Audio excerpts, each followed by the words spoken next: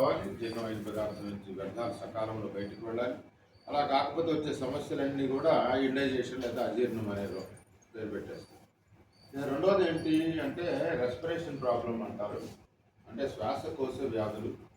మన శరీరానికి ఎంతైతే ప్రాణవాయువు అవసరమవుతుందో అంత ఊపిరితిత్తులు అంతా చేయలేకపోతే వచ్చే సమస్యలు. అంటే శరీరం అంతా కూడా ఆక్సిజన్ రక్తం ఎప్పుడు కూడా నిత్యం ప్రసరిస్తూ ఉంటుంది. మరి అక్కడ ఏ లోపం జరిగినా ఏ అవయవానికి సరిగ్గా ఆక్సిజన్ అందకపోయినా మరి ఆ అవయవం నిర్వీర్యం అయిపోతుంది, పనిచేయదు. అంటే ప్రాథమికంగా అన్ని రకాల చర్మ వ్యాధులకి మూల కారణం రెస్పిరేషన్ ప్రాబ్లమ్స్, శ్వాసకోశ వ్యాధులే. అంటే దురదలు, పొడలు, మచ్చలు, సోరియాసిస్, బొల్లి, ఫిట్స్ వచ్చి పడిపోవడం, లేకపోతే హెయిర్ ఫాల్, డాండ్రూఫ్, ఆటిజం, ఇవన్నీ కూడా రెస్పిరేషన్ ప్రాబ్లమ్స్.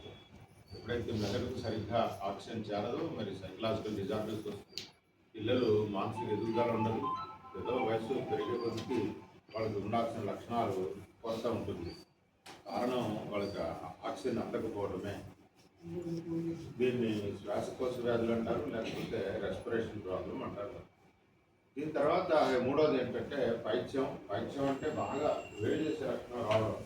అంటే వేడి చేయడానికి మూల కారణం వాళ్ళ శరీరంలో ఉన్నటువంటి యాసిడ్స్, అంటే పైత్య రసాలు ఏకంగా రక్తంలో కలిసిపోతుంటాయి కొంతమందికి. ఎప్పుడైతే ఈ యాసిడ్స్ పైత్య రసాలు రక్తంలో కలుస్తున్నాయో రక్త పైత్యం అంటారు. రక్త పైత్యం. మరి రక్త పైత్యం ఏర్పడినప్పుడు బాగా శరీరం వేడి చేసే లక్షణం వచ్చేస్తుంది.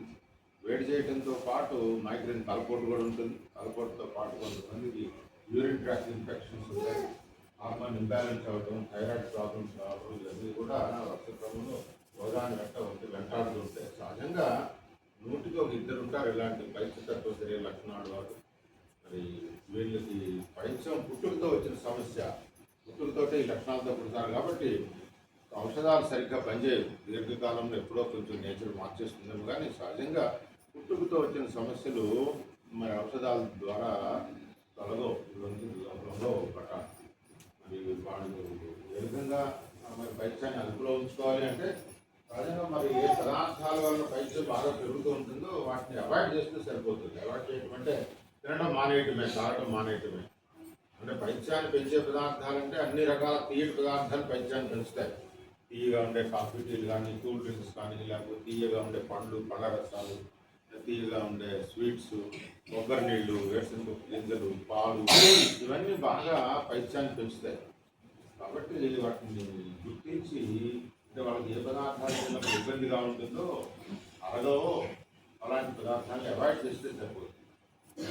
మీకు శరీరాన్ని ఎదుగులో ఉంచుకోవడం వల్ల అర్థమవుతుంది. దేహం మాకు అర్థమే కావట్లేదు అనుకుంటే ఇక్కడ డాక్టర్లు చెప్తారు. మీ శరీర లక్షణాలు చెప్పినప్పుడు మీకు ఉన్న ప్రాబ్లమ్స్ చెప్తూ తినకూడదు అనే పదార్థాన్ని వాళ్ళకి చెప్తారు.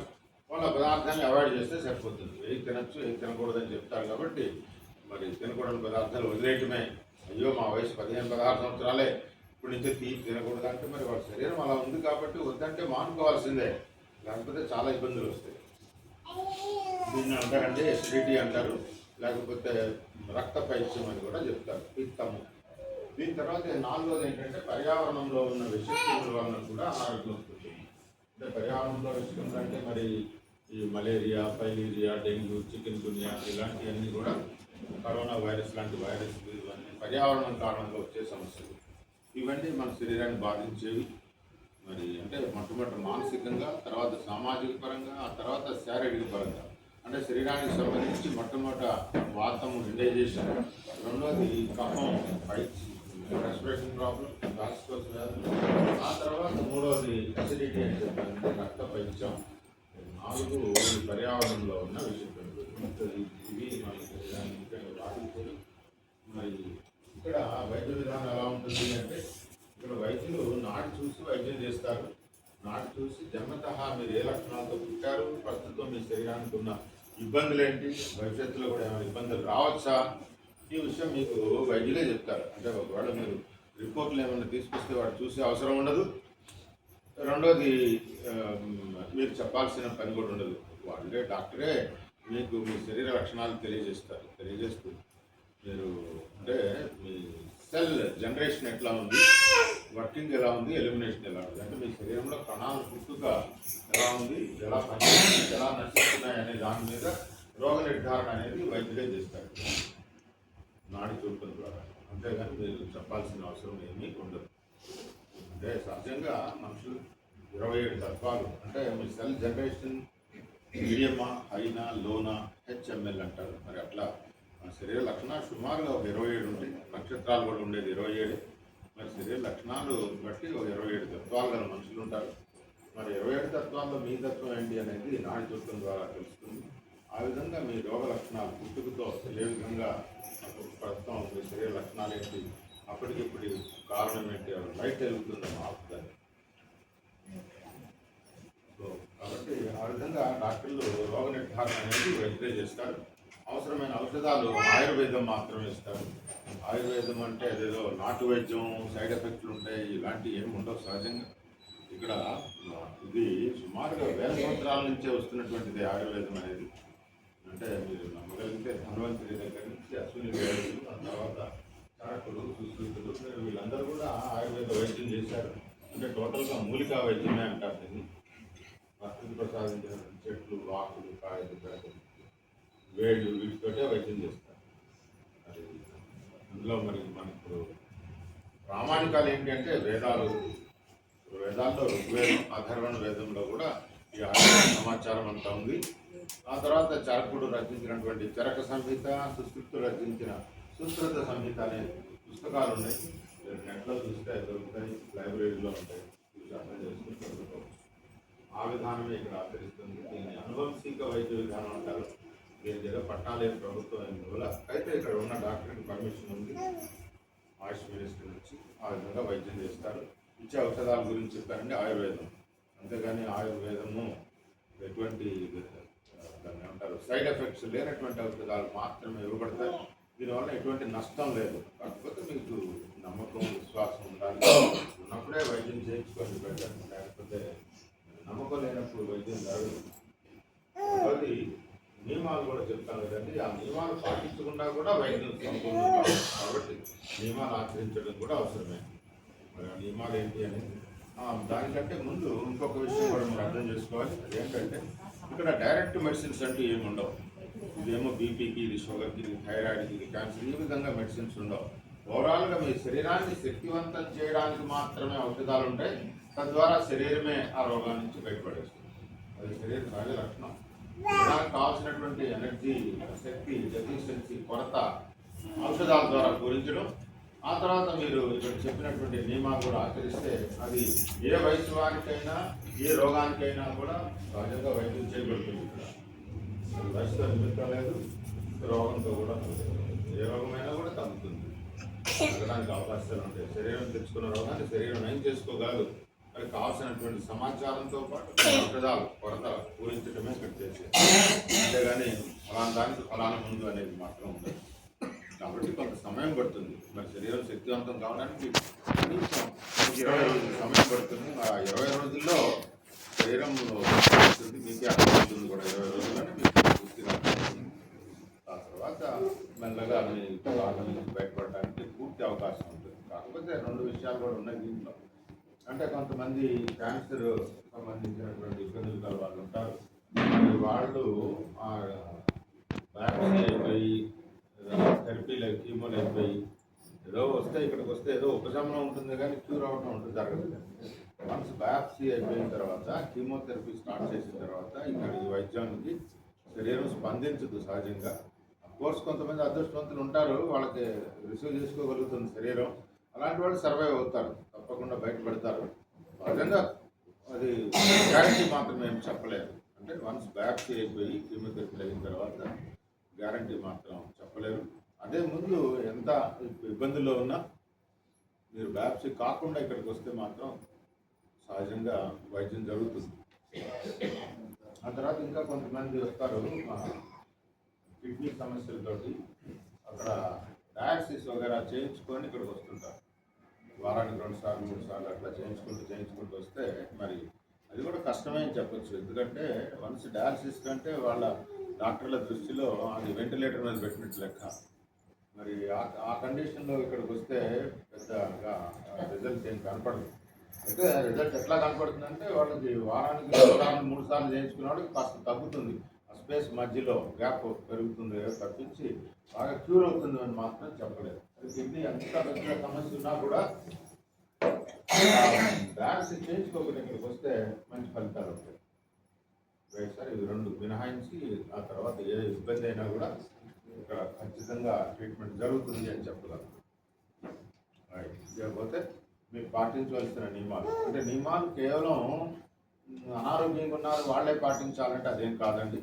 నియమాలు ఎవరైతే ఆరోగ్యంగా ఉండాలనుకుంటున్నారో వాళ్ళందరూ ఈ నియమాలు పాటిస్తే చాలా వరకు మీరు హాస్పిటల్కి వెళ్ళకుండానే మీ ఇబ్బందుల నుంచి బయటపడగలుగుతారు. అదే ప్రస్తుతం అయితే సమస్యలు ఉన్నాయి, ఆ కొరత పూరించడానికి కొన్ని ఔషధాలు ఇస్తారు, తద్వారా ఆ తదుపరి మీరు హాస్పిటల్కి వెళ్ళాల్సిన అవసరం రాకపోవచ్చు.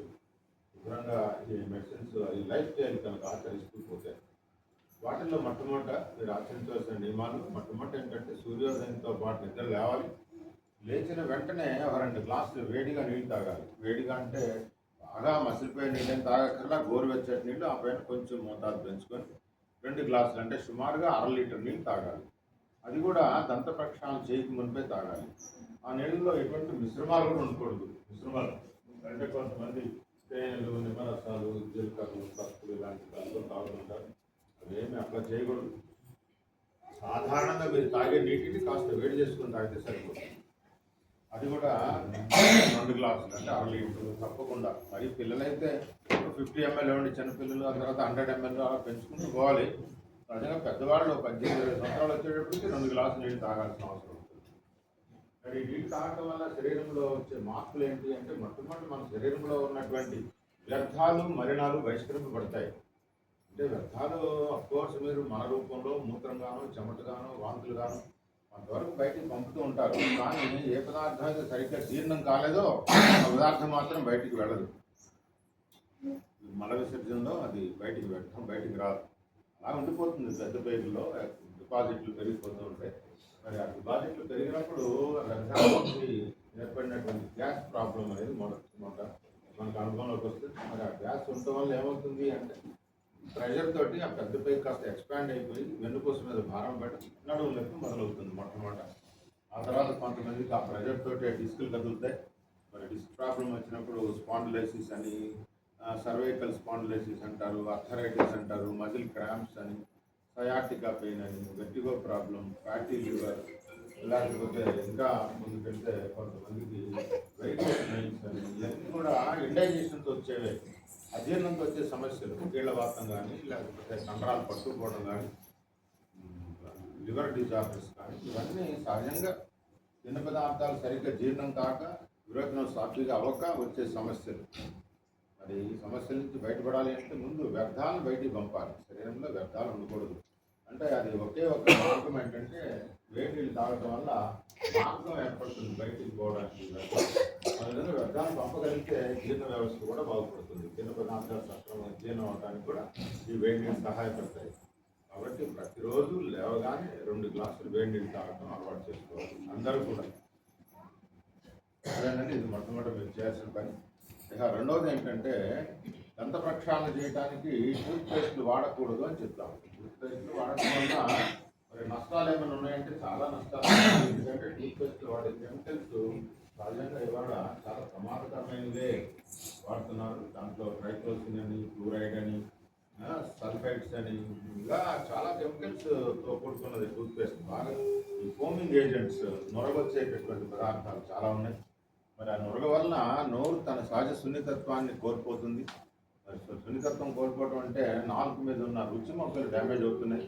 దీర్ఘకాలంలో సంవత్సరాల తరబడి టూత్పేస్ట్ వాడి నాలుక దెబ్బతిపోయి మరి చిన్న పదార్థాన్ని గుర్తించలేకపోతుంది. మీరు ఆహారం తీసుకున్న పదార్థాల్లో ఉన్న ప్రోటీన్స్ కానీ, ఫ్యాట్ కంటెంట్స్, వైటమిన్స్ ఇవన్నీ కూడా అర్థం చేసుకోవాలి కదా. చేసుకునేది ఒక నాలుక, 2 థైరాయిడ్ గ్లాండ్, ఈ 2 సక్రమంగా పనిచేయట్లేదు. దీర్ఘకాలంలో టూత్పేస్ట్ వాడి మరి పనిచేయకపోతే తిన్న పదార్థాలకు గుణాలు తెలియట్లే. ఇక్కడ దాంట్లో నోట్లు ఏం పంపుతుందో శరీరానికి అర్థం కావట్లా. మరి ఆ క్రమంలో ఆ పదార్థం నుంచి పొందవలసిన ఎనర్జీ సంపూర్ణంగా తీసుకోలేకపోతుంది శరీరం. మరి దానివల్లే మరి ఉదయం నుంచి మీరు ఖర్చు చేసినటువంటి ఎనర్జీ అంతా కూడా మరి రాత్రే పుంజుకోవాలి కదా. రాత్రి మీరు తిన్న పదార్థాల నుంచి ఎనర్జీ తీసుకోవాలి. మీరు ఖర్చు పెట్టిందంతా కన్జ్యూమ్ అయిన ఎనర్జీ అంతా కూడా మళ్ళీ డెవలప్ చేసుకోవాలి. అరిగిన ఎముక మళ్ళీ పూడ్చుకోవాలి. సాయంత్రం వరకు మీరు చేసేటటువంటి యాక్టివిటీస్ వల్ల ఎముకలు కూడా అలగడం ఉంటుంది.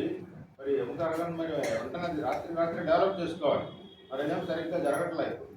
మరి గ్యాప్ వచ్చేస్తుంది ఎముకలకు మధ్యలో.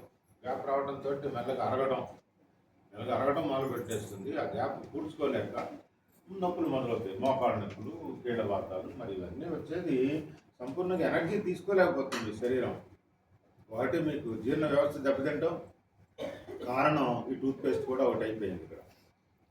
రెండోది ఏమంటే బ్యాలెన్స్డ్ డైట్ అంటారు. సమతుల్య ఆహారం తీసుకోవట్లా. ఏదో కొంత ఇష్టమైన పదార్థాల మీద పొదుపు దాని మీద మోసి పెడతారు, అదే ఉండాలి అదే తినాలి.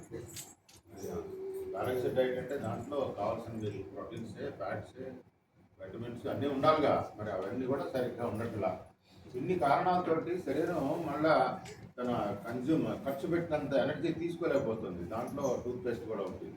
కాబట్టి ముందు టూత్పేస్ట్లు పక్కన పెట్టి న్యాచురల్గా ప్రకృతి ప్రసాదించినటువంటి ఏమైనా కూడా వాడుకోవచ్చు. దంతవృక్షాలని అంటే వేపలు కానీ, గానుగులు కానీ, సరుకుల, నేరేడుపుల, తుమ్మపుల్ల, మిస్వాక్ అని, లేకపోతే కచ్చిక పౌడరు, త్రిపులాచూర్ణం, ఆవు పిండి, ఇలాంటివి చాలా ఉన్నాయి మనకి దంత ప్రక్షాళన చేయడానికి. నిమ్మరసంతో కలిసిన ఉప్పు కానీ, ఇవన్నీ దంత ప్రక్షాళన చేసేవాళ్ళు ఇదివరకు నుంచి వస్తున్నటువంటిది, కొత్తగా ఏం చెప్పట్లా.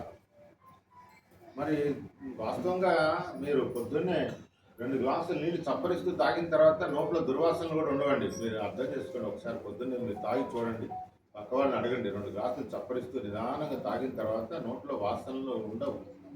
మరి ఇంకా వాసనలు వస్తున్నాయి అంటే వాళ్ళు ఎవరు అంటే ముఖ్యంగా ఈ పేగుల్లో ఇన్ఫెక్షన్స్ ఎక్కువగా ఉన్న వాళ్ళ నోట్లో దుర్వాసన వస్తుంది. లేకపోతే బాగా వేడి చేసే లక్షణాలు ఉన్నటువంటి వాళ్ళ నోట్లో దుర్వాసన వస్తుంది. మిగతా వాళ్ళకి వాసనలు రావు. అంటే వాసన రాలేదని పడుకోకపోవద్దు అని మేము చెప్పట్లేదు కదా. మీరు న్యాచురల్కి వెళ్ళండి. ఏదో ఒక పుల్ల తీసుకొని అలా అన్నీ అయిపోతుంది. దానికి పెద్ద పెద్ద కెమికల్స్ అంటే కాంబినేషన్స్, ట్రైక్లోసిన్ చూశారు. ట్రైక్లోసిన్ అనేది సహజంగా అన్ని రకాల సోప్స్లో వాడతారు. బట్టలు ఉతికే సబ్బుల్లో, స్నానం చేసే సబ్బుల్లో వాడే ట్రైక్లోసిన్ టూత్పేస్ట్లో వాడుతున్నారు. బాగా నొరగొచ్చేటటువంటి పదార్థం అది. ఎక్కువ బ్రష్ చేయగానే నొరగ నిండా వచ్చేస్తుంది.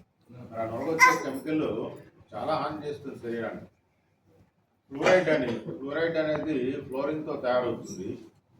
మరి మన రాష్ట్రంలో, పక్క రాష్ట్రం తెలంగాణలో చాలా ప్రాంతాల్లో జనాలు ఫ్లోరోసిస్ వ్యాధులతో బాధపడుతున్నారు. ఎక్సెస్ ఫ్లోరిన్ వాటర్లో ఉండటం వల్ల ఫ్లోరోసిస్ బాగా 30 సంవత్సరాల వయసు వచ్చినప్పటికీ 70 సంవత్సరాల వయసు వాళ్ళ దాకా అనుకుంటున్నారు.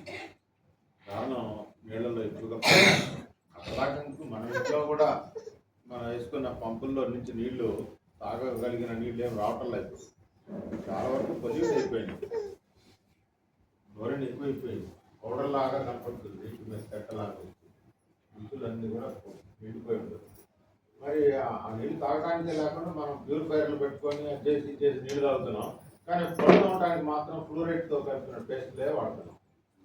అది బాగా అభివృద్ధి చెందిన దేశాల్లో ఫ్లోరైడ్ ఫ్రీ, ట్రైక్లోసిన్ ఫ్రీ టూత్పేస్ట్లు ఉన్నాయి.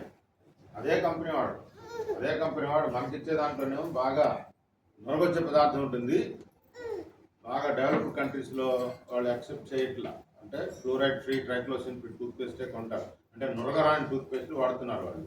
మనమేమో బాగా నొరగొస్తేనే వాడతాం, లేకపోతే మనం వదిలిపెట్టారు. మన ఐఐటి హైదరాబాద్ వాళ్ళు పెద్ద నివేదిక ఇచ్చారు. ఈ స్నానం చేసే సబ్బుల్లో వాడే ట్రైక్లోసిన్నే పనికిరాదు, టూత్పేస్ట్లో వాడే ట్రైక్లోసిన్ వాడకూడదు అని ఎన్నో నివేదికలు ఉన్నాయి. కానీ ప్రభుత్వాలు ఎన్నో అనుమతులు ఇచ్చేశారని వాళ్ళు కూడా మానుకోవట్లేదు. మరి లేకపోతే మీరు నార్త్ ఇండియన్ ఒక ఆయన రాజీవ్ దీక్షిత్ అనే ఆయన దీంట్లో బాగా ఫైట్ చేశాడు. ఈ టూత్పేస్ట్ వల్ల క్యాన్సర్ కూడా చూడబడింది, ఫేస్ క్యాన్సర్ కూడా. మరి చాలా రిపోర్ట్లు ఆయన అడ్మిట్ చేయడం జరిగింది. మరి టూత్పేస్ట్ కంపెనీ వాళ్ళు ఆయన చంపేశారంటారు. లేదు ఇప్పుడు ఆయన దగ్గర సమాచారం ఉంది, యూట్యూబ్లో ఒకసారి చూడండి. టూత్పేస్ట్ మీద ఆయన ఇచ్చినటువంటి రిపోర్ట్లు ఉన్నాయి. కలిగే నష్టాల గురించి కూడా వివరణ ఇచ్చారు. సార్ చూడండి, మా డాక్టర్ గారు కూడా కనీసం ఒక 10-15 సంవత్సరాల నుంచి నాకు తెలిసి ఇదే చెప్తుంటారు, టూత్పేస్ట్ బదులు న్యాచురల్కి వెళ్ళండి, చాలా శుభ్రంగా ఉంటుంది అని. మరి మీకు అందుబాటులో ఉన్న ఆయుర్వేద షాపుల్లో ఉన్న త్రిఫలా చూర్ణం బాగా పనికొస్తుంది. త్రిఫలా అంటే ఉసిరికాయ, కరక్కాయ, తానికాయ. ఆ పౌడర్ గర్భవాతానికి వాడతారు. పొద్దున్నే ఒక 10 గ్రాములు నీళ్ళలో కలుపుకొని తాగేస్తే 2-3 సార్లు దొడ్లోకి వెళ్ళి వస్తారు, శుభ్రంగా పేగులు శుభ్రమైపోతాయి. మరి అదే త్రిఫలా చూర్ణంతో పళ్ళు తోముకుంటే పళ్ళు గట్టిపడిపోతాయి, చిగుళ్ళ వాపులుంటే తగ్గుతుంది, రక్తస్రావం తగ్గుతుంది. మరి ఇంత మంచి పదార్థం 100 రూపాయల డబ్బా అయితే ఇంటికి 10 సంవత్సరం వాడుకోవచ్చు. త్రిఫలా లేకపోతే ఆవపిండి, పచ్చికలు పిడకలు కాల్చిన పుల్ల, మరి ఇన్ని రకాల పుల్లలు ఇవన్నీ ఉండగా మనమేమో టూత్పేస్ట్ వెనకాల పడిపోయాం. అదేదైనా స్టాండర్డ్గా ఉండి త్వరగా రాకుండా ఉండే టూత్పేస్ట్ ఉంటే వాడుకోండి అఫ్కోర్స్. కానీ సహజంగా అట్లాంటివి ఏం భారతదేశంలో లేవు ఇప్పటి వరకు మాకు తెలిసి. ఇంకా ఏదైనా నేచురల్కి వెళ్తేనే బెటర్ టూత్పేస్ట్లో కంటే. దీని తర్వాత అండి మూడవది చన్నీటి స్నానం. మీరు ఎంత చల్లటి నీటితో స్నానం చేస్తే శరీరం అంతా యాక్టివ్గా ఉంటుంది, చురుగ్గా పనిచేస్తుంది. మరి వేడి నీళ్ళు వల్ల తాత్కాలిక ఉపశమనమే ఉంటుంది, టెంపరీ ఫీలింగ్. ఏదో వేడి నీళ్ళతో స్నానం చేసాం, బడలకి దూరం అయిపోయింది అనుకుంటారు. నొప్పులు తగ్గుతాయి, నొప్పులు తగ్గవండి. వేడి నీళ్ళ స్నానంతో నొప్పులు తగ్గవు. సహజంగా మీరు చల్లనీటి స్నానంతో నొప్పులు తగ్గుతాయి. నొప్పులే కాదు, షుగర్ కూడా కంట్రోల్లోకి వస్తుంది చన్నీటి స్నానంతో. జనాలు తగు మింగేస్తుంటారు టాబ్లెట్లు, ఇన్సులిన్ అని అదే. షుగర్ తగ్గించుకోవడానికి సులువైన పద్ధతిలో ఒకటి ఏంటంటే ఈ చన్నీటి స్నానం. మీరు ఎంత చల్లటి నీటితో స్నానం చేస్తే త్వరలో ఆ షుగర్ బాధల నుంచి బయటపడతారు. మరి మనకి కొన్ని ఫార్మాస్యూటికల్ కంపెనీస్ కూడా చెప్తున్నాయి ఇవాళ షుగర్కి మా దగ్గర మందులు ఏం లేవు, జస్ట్ లివర్ డిజార్డర్ మాత్రమే. లివర్ ఫంక్షన్ దెబ్బతిన్నప్పుడు కాన్స్టిపేషన్ తోటి లైఫ్ స్టైల్ సరిగ్గా లేని కారణంగా షుగర్ పెరుగుతుంది తప్పితే షుగర్ అనేది పెద్ద రోగం కాదు, దానికి ఔషధాలు లేవు అనేది చెప్తున్నారు. దాంట్లో శాంతా బయోటిక్ చైర్మన్ వరప్రసాద్ రెడ్డి గారు కూడా ఉన్నారు. మరి శాంతా బయోటిక్ హైదరాబాద్లో వ్యాక్సిన్స్ అవి ఇచ్చిన వాళ్ళు మరి వాళ్ళే చెప్తున్నారు షుగర్ మందులు లేవు అని. మనమేమో మింగేస్తూ ఉంటారు షుగర్ కానీ అది అనేది భయంతో. ఓవరాల్గా మీ శరీరంలో పదార్థాలు సరిగ్గా జీర్ణ వ్యవస్థ దెబ్బతిన్నప్పుడు ఈ షుగర్ మొదలవుతుంది. మరి దాన్ని జీర్ణ వ్యవస్థ సరి చేసుకుంటే సరిపోయేదానికి మరి మీరు మందులు మింగేస్తారు. దాంట్లో మీకు సన్నీటి స్నానం కూడా ఒక విధంగా సహాయపడుతుంది వేడినీటి కంటే. మరి సన్నీటి స్నానంతో షుగర్ ఎట్లా తగ్గించుకోవాలంటే ఇప్పుడు బాత్రూంలో షవర్స్ పెట్టుంటాయి కదండి, అందరికి ఇళ్లలో ఉంటాయి. అఫ్కోర్స్ అందరికి లేక కొందరైనా కూడా షుగర్ బాధితులు ఎవరైనా బాత్రూంలో షవర్ ఉంటే శుభ్రంగా ఒక 20 నిమిషాలు ఆ షవర్ కింద నిలబడండి, లేకపోతే ఒక స్టూల్ వేసుకొని కూర్చోండి. జరగాల్సింది ఏంటంటే మీ శరీరం చల్లబడిపోవాలి. సహజ ఉష్ణోగ్రత కొంతవరకు కోల్పోవాలి ఇక్కడ. అంటే సహజ ఉష్ణోగ్రత అంటే 98 degrees ఉంటుంది కదా, 99 అంటే ఇక ఫీవర్ అంటారు. మరి ఆ 98 నుంచి ఒక 17-16 నిమిషాల్లో మీరు షవర్ కింద కూర్చున్నట్లయితే అది 94 దాకా వచ్చేస్తుంది. అంటే ఉష్ణోగ్రత చల్లబడిపోతుంది శరీరం. ఒక 17 minutes వచ్చేటప్పటికే షివరింగ్ రావడం మొదలు పెడుతుంది, ఒంట్లో వణుకు వస్తుంది. మరి ఆ వణుకు రావడంతో అంటే అర్థం ఏంటి, లోపల ఇంటర్నల్ ఆర్గాన్స్ కూడా పూర్తిగా చల్లబడిపోయినాయి అని అర్థం. మరి శరీరం ఊరుకోదుగా, శరీరం తన ఉష్ణోగ్రత కోల్పోవడానికి ఇష్టపడదు. వెంటనే ఇమ్యూనిటీ పెంచేసుకుంటుంది, శరీరంలో వేడి పుట్టించేస్తుంది. ఒక్కసారిగా పెరిగిన వేడితోటి ఇంటర్నల్ ఆర్గాన్స్లో ఉన్న టాక్సిన్స్ అన్ని బర్న్ అవడమే కాకుండా ఇన్సులిన్ కూడా బయటకు వస్తుంది ప్యాంక్రియాస్ నుంచి. ప్యాంక్రియాస్ కూడా వస్తాయి కాబట్టి ఆ విధంగా షుగర్ కంట్రోల్ అయిపోతుంది ఆటోమేటిక్గా. మరి 400-500 షుగర్ ఉన్న వాళ్ళు అయితే డాక్టర్ గారు చెప్పేది ఏంటంటే ఇక్కడ టబ్బాన్ చేయమని చెప్తారు. టబ్ ఒకటి పెట్టుకొని 100 లీటర్లు నింపుకొని రిలాక్స్గా నీళ్ళలో పడుకున్నట్లయితే ఓవరాల్గా మీ బాడీ చల్లబడుతుంది. అంతేకాకుండా కాస్త అటెన్షన్ పీస్ కూడా దొరుకుతుంది, ప్రశాంతత దొరుకుతుంది. ప్రశాంతంగా నీళ్ళలో ఆస్వాదిస్తూ అన్నింటిలో పడుకోగలిగితే ఒక 40-50 నిమిషాల్లో 40 రోజుల్లో సుమారుగా ఈ 500 షుగర్ కూడా కంట్రోల్లోకి రావడానికి అవకాశాలు ఉన్నాయి. జరిగింది ఇక్కడ చూసాం. ఇక్కడ రెగ్యులర్గా పొద్దున్నే ఒక 60 మంది వచ్చేవాళ్ళు, 60 మంది.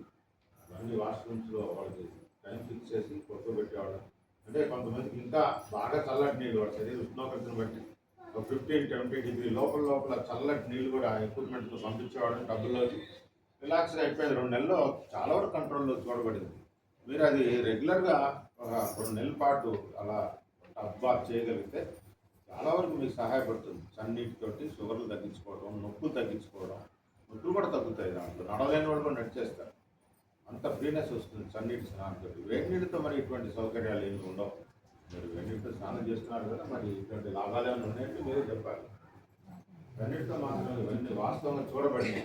షుగర్ కంట్రోల్ కావడం, నొప్పులు తగ్గడం ఇవన్నీ జరిగినాయి కాబట్టి చన్నీటితోటే స్నానం చేయండి. వేడి నీటి స్నానం పనికిరాదు. దీని తర్వాత 4వది ఏంటంటే టీ కాఫీలు. అంటే టీ కాఫీల గురించి చెప్పాలంటే పాలు పంచదార కలిపిన టీ కాఫీలు. మరి పాలు పంచదార కలిపిన టీ కాఫీల వల్ల పైత్యం పెరుగుతుంది, ఎమోషన్స్ పెరుగుతాయి, మనసు కంట్రోల్లో ఉండదు, నోరు ముఖ్యంగా ఆధీనంలో ఉండదు. ఈర్ష్య, కోపం, ఐడెంటిటీ క్రైసిస్ అంటారు ఓవరాల్గా. లెక్కలేనితనం, మొండితనం, గర్వం, అహంకారం ఇలాంటివన్నీ వచ్చేస్తాయి. టీ కాఫీలు ఎప్పుడు పాలు పందారా కలిపిన టీ కాఫీ. అంటే టీ కాఫీలు సహజంగా రండి ఇక్కడ ఉన్నాయి చేస్తుంది. సహజంగా మన దేశంలో ఈ టీ కాఫీలు అలవాటు చేసిన యూరోపియన్స్ అంతా కూడా ఇప్పటికి కూడా black coffee, black tea, lemon tea, green tea లాంటివి తీసుకుంటున్నారు. మనం మాత్రం దాంట్లో పాలు, పంచదార, యాలకులు, అల్లాలు ఇలాంటి ఎన్నో మిశ్రమాలతో టీ, కాఫీ తీసుకుంటున్నారు. దీంతో ఏమవుతుందంటే పైత్యం పెరుగుతుంది. పైత్యం పెరగడం ఎమోషన్స్ పెరుగుతాయి, రకలేనితనం వస్తుంది. మనం దేన్ని లెక్క పెట్టాం, అవతల వాళ్ళు ఎంత బాధపడతారనేది లేకుండా నోటికి వచ్చినట్లు దురుసుగా ప్రవర్తించడానికి అవకాశాలు ఉంటాయి. కేవలం ఈ పైత్య తత్వం వల్ల. పాలు పంచదార అనేది అసలు ఎక్కడా లేదు టీ కాఫీలో. పాలు మన పూర్వం నుంచి వస్తున్న ఆచారం ఏంటంటే ఉదయం నుంచి సాయంత్రం వరకు పెరుగు మజ్జిగలు వాడారు, రాత్రి వేళలో పాలు తాగారు, లేకపోతే అన్నంలో పోసుకొని కూడా తింటాం చూసాం. అంతేగాని పగలు ఎక్కడ పాలు యూజ్ చేయరు. ఇప్పుడు బెడ్ కాఫీలే కావాల్సి వస్తున్నాయి. పొద్దున్నే లేవగానే ముందు పాలు పంచదార కలిపిన టీ కాఫీ లేకపోతే కుదరట్లేదు. అంటే మేము ఏదో ఒట్టోళ్ళని కాదు, మేము కూడా తాగాం బ్రహ్మాండంగా. ఎప్పుడన్నా జర్నీలో ఇందులో ఏదైనా ఒక ట్రై చేసేటప్పుడు ఒక బ్లాక్ కాఫీ, బ్లాక్ టీ తీసుకుంటాం. మీరు అట్లా చేయొచ్చు. అంతేగాని ఏకంగా రోజు 3 కప్పులు 4 కప్పులు పాలు పంచదార కలిపిన టీ కాఫీల వలన బాగా ఎమోషన్స్ పెరుగుతాయి, ఐడెంటిటీ క్రైసిస్ బాగా దెబ్బతీస్తుంది. కాబట్టి పాలు పంచదార లేనటువంటి black coffee, black tea, lemon tea, green tea లాంటివి తీసుకోండి, ఎటువంటి ఇబ్బంది ఉండదు. దాంట్లో మీరు హనీ కూడా వాడుకోవచ్చు. ఆ తర్వాత అండి చివరికి మిగిలింది భోజనం. ఆహార నియమాలు అంటారు. మరి ఆహార నియమాలు పాటించినట్లయితే చెప్పాం కదండి, సుమారుగా ఒక 30 to 40% సర్వైవ్ అయిపోతారు. అన్ని బాధలు, ఇబ్బందులు మనం తీసుకునే ఆహార నియమాలు సరిగ్గా లేని కారణంగానే ఎక్కువగా ఉన్నాయి. ఈ ఆహార నియమాలు అంటే భోజనం సహజంగా మనం ఆహారంగా వండినవి కొన్ని, వండనివి కూడా కొన్ని తీసుకుంటాం. అంటే వండని పదార్థాలు అంటే పండ్లు, పళ్ళ రసాలు, లేకపోతే vegetable juice, vegetable salads, dry fruits, లేకపోతే మజ్జిగ, చెరుకు రసం, కొబ్బరి నీరు ఇలాంటివన్నీ. మరి వండిన పదార్థాలు అంటే సహజంగా భోజనం. మరి దాంట్లో టిఫిన్లు, నాస్తాలు కూడా అంటారు, లేకపోతే పిండి వంటలు కూడా ఉంటాయి దీంట్లో. మరి వండిన పదార్థాలు మాత్రం రోజుకి అంటే 24 గంటల్లో 2 సార్లు తీసుకోవడానికి అవకాశం ఉంటుంది. రోజు 2 సార్లే. అది ఏ మత గ్రంథమైనా లేదా ఏ వేదమైనా, ఎక్కడైనా సనాతన జీవన విధానం ద్వారైనా 2 సార్లే చెప్పబడింది. భోజనం 2 సార్లే తిరగడానికి అవసరం అవుతుంది. 3 సార్లు 4 సార్లు అవసరం రాదు. మరి మనం తింటూనే ఉంటుంటాం. మరి దానివల్ల ఏమవుతుందంటే ఇండైజేషన్ ప్రాబ్లం వచ్చేస్తుంది. చాలా వరకు ఇక్కడ కూర్చున్న వాళ్ళు కూడా 80-90% ఇండైజేషన్తో ఉన్నవాళ్ళే. కారణం వాళ్ళు ఎక్కువ సార్లు గ్యాప్ లేకుండా, క్రమ పద్ధతి లేకుండా తినేయటంలోనే ప్రాబ్లమ్స్ వస్తున్నాయి. వాస్తవంగా మరి సైన్స్ పరంగా వినాలి అంటే సైన్స్లో ఒకసారి మనం ఆహారం తీసుకున్నప్పుడు అన్నాశయంలో పదార్థం జీర్ణం కావడానికి పట్టే సమయం సుమారుగా 4 గంటలు పడుతుందండి. అది అన్నాశయంలో పదార్థం లిక్విడ్ ఫామ్గా మార్చేస్తుంది, ద్రవంగా. మరి ద్రవ పదార్థం అంతా కూడా ద్రవంగా మారిన ఫుడ్ అంతా కూడా చిన్న పేగుల్లోకి వెళ్ళి అక్కడ ఎనర్జీగా కన్వర్ట్ అవుతుంది, అంటే శక్తిగా మారుతుంది. ఆ ఎనర్జీ అంతా కూడా రక్తంలో కలుపుతుంది. మరి ఆ క్రమంలో సుమారుగా సమయం 7 hours తీసుకుంటుంది, 7 గంటల సమయం తీసుకుంటుంది. అంటే మీరు ఒకసారి భోజనం చేసిన తర్వాత సుమారుగా 7 గంటలు వ్యవధి ఇవ్వాలి మరలా వండిన ఆహారం తినడానికి. మరి మనమేమో 4 గంటలకి 3 గంటలకి తినేస్తుంటాం. అది పెద్ద ప్రమాదం. ఈ 7 గంటలు అనేది ఖచ్చితంగా డే టైంలో అవసరం. అదే రాత్రి వేళలో అయితే 14 hours కావాలి, 13 నుంచి 14 గంటలు కావాలి. అంటే సాయంత్రం భోజనం మీరు 6-7 గంటల మధ్యలో తినేసి మరుసటి రోజు 8-9 గంటల మధ్యలో భోజనం చేసినట్లయితే ఈ మధ్యలో ఉన్నటువంటి 13-14 గంటల్లో ఇంటర్నల్ ఆర్గాన్స్ అన్న రీఫ్రెష్ అయిపోయి శరీరానికి ఎటువంటి రోగం రాకుండా కాపాడేస్తుంది. అంతా ఇంటర్నల్ ఆర్గాన్స్ రిలాక్స్ కావాలి, చాలా ప్రశాంతత కావాలి. అదేం దొరకట్లా. ఎందుకు దొరకట్లేదు అంటే మీరు 8, 9, 10 ఆ ప్రాంతాల్లో తింటారు రాత్రి వేళలో. భోజనం తిన్న తర్వాత 1 గంటలో పడకేస్తారు. మరి ఆ పదార్థం సరిగ్గా జీర్ణమే కాదు. మరి కనీసం మనకి వేదాల్లో చెప్పింది చూడండి, చరకుడు చెప్పింది వేరండి, సైన్స్ చెప్పింది వేరండి. కనీసం 4 hours పడుతుంది అన్నాశయానికి పదార్థం మూవ్ కావడానికి. మరి అన్నాశయమైన పదార్థంతో పెట్టుకొని పడకేస్తే అది అట్లాగే ఉండిపోతుంది. ఏదో కొంత అటుపోయి కొంత ఇటుపోయి అక్కడే గ్యాస్ ఫామ్ అయిపోయి మరి ఇవాళ చూస్తున్నారు కదా 45 సంవత్సరాల లోపోల్డ్ హార్ట్ అటాక్తో చాలా ఎక్కువగా మరణాలు జరుగుతున్నాయి. 40 కూడా కాదు, 8 సంవత్సరాలు నా దగ్గర రికార్డులు పెట్టుకుంటారండి ఇట్లాంటి సమాచారం. నిన్న ఒక వరడు పెళ్ళైన 4వ రోజులో చనిపోయాడు హార్ట్ అటాక్తో. మొన్న ఒక 36 సంవత్సరాల వరల్డ్ ఫేమస్ బాడీ బిల్డర్ కూడా హార్ట్ అటాక్తో చనిపోయాడు. ఎక్సలెంట్గా ఉన్న శరీరాలు. ఎలా ఏ నిమిషంలో ఏం జరుగుతుందో ఎవరు చెప్పలేని స్థితికి వచ్చారు. అంటే హార్ట్ ఆ విధంగా దెబ్బతింటున్నాం, ఫంక్షన్ దెబ్బతింటుంది.